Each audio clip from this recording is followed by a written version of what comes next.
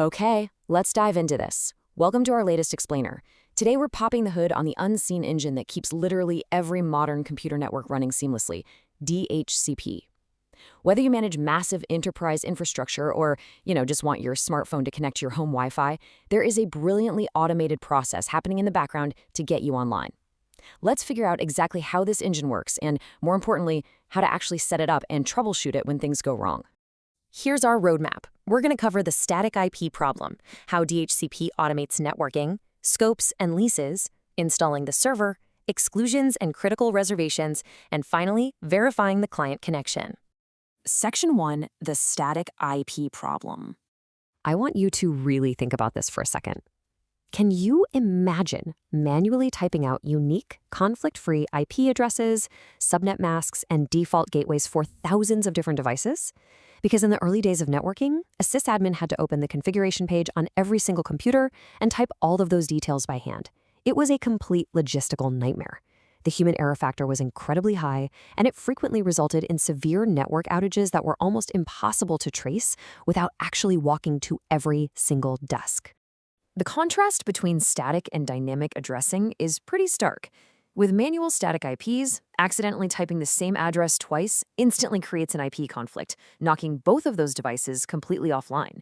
If you're ever running through a troubleshooting checklist for a sudden disconnection, the fix is usually finding that rogue static entry and switching the device over to dynamic assignment.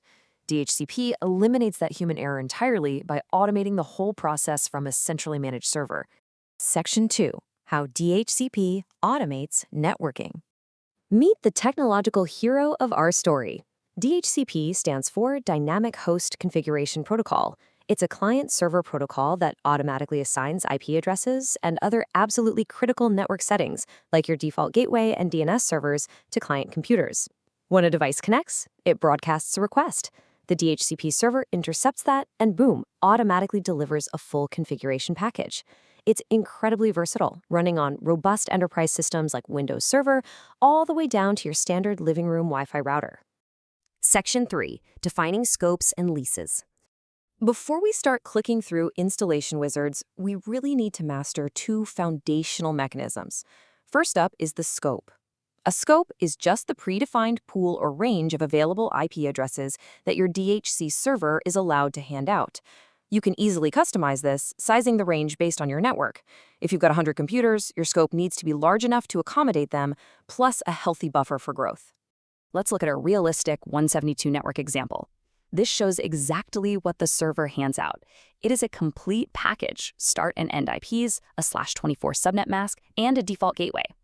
By the way, if you are ever troubleshooting a device that connects to the local network but absolutely refuses to load the internet, checking if the DHCP server handed out the correct default gateway is step 1. That specific piece of the package is what lets a machine talk to the outside world. But here is the catch. Devices don't get to keep these IPs forever. Think of a lease exactly like a rental agreement, which defaults to 8 days in Windows Server. Now, if you're troubleshooting frustrating lease expiration issues where a client just suddenly drops offline, it's often a communication failure, where the device couldn't reach the server to renew its lease before time ran out. The immediate fix there is forcing a manual renewal from the client side, or if it's a constant headache, just increase the lease duration limit on your server to give your devices a little more breathing room. The whole point of a lease is forcing devices to return unused addresses back to the pool. Imagine a busy coffee shop, right? If every customer who ever connected permanently kept their IP address when they walked out the door, the DHCP server's scope would run completely dry in a matter of days. Because they're leased, when a laptop leaves and fails to renew, that IP address just expires and gets tossed right back into the pool for the next customer. Section 4, installing your DHCP server. So let's actually deploy this on Windows Server. We've got 4 critical milestones here. Step 1 is the big one. You absolutely must assign a static IP address to the server itself before doing anything else. If your DHCP server relies on a dynamic IP, your entire network architecture will eventually collapse. Step 2, you use the Add Roles and Features wizard. Step 3, select the DHCP server role and install. And finally, Step 4, you authorize that server in Active Directory using a domain admin account. That just proves to the network that this specific server is legitimate and allowed to operate. Section 5, exclusions and critical reservations. Okay, so the server is installed and the scope is live. The very first item on our configuration checklist, to proactively prevent address conflicts is setting up exclusions. An exclusion is a specific IP or a small block of them that you intentionally remove from your active scope. Why? Well, you probably have servers or network printers that already have a manual static IP. If you don't exclude those exact addresses from your DHCP pool, your server will eventually hand one of them out to some random new laptop, instantly causing a catastrophic IP conflict. The second essential tool here is the reservation. A reservation is a server rule guaranteeing that a specific device always receives the exact same IP address every single time it connects. It does this by linking the IP address directly to the device's physical hard-coded MAC address.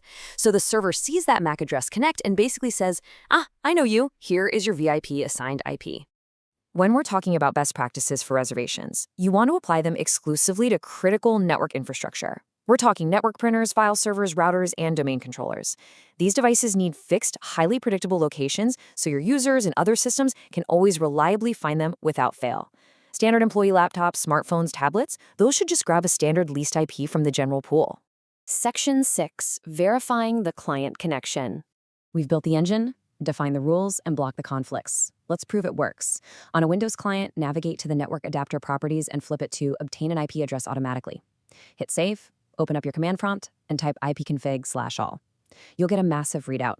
Here you can clearly verify that DHCP is enabled, confirm the exact IP it grabbed, check the default gateway, and even see the timestamp for the lease. Also, if you're actively executing a troubleshooting checklist for a busted connection, this is exactly where you type ipconfig/release to dump a bad IP, followed by ipconfig/renew to force a fresh, clean handshake with the server. It really is a flawless, automated dance. Just think about it. How many invisible DHCP handshakes happen every time you walk into a coffee shop, an airport, or an office building? Thousands of times a second, this invisible protocol is saving us from endless manual data entry and keeping the modern digital world connected. That brings us to the end of this explainer. I hope you're walking away with a much clearer understanding of how DHCP actually powers our networks and how to fix it when it doesn't. Thanks for joining me.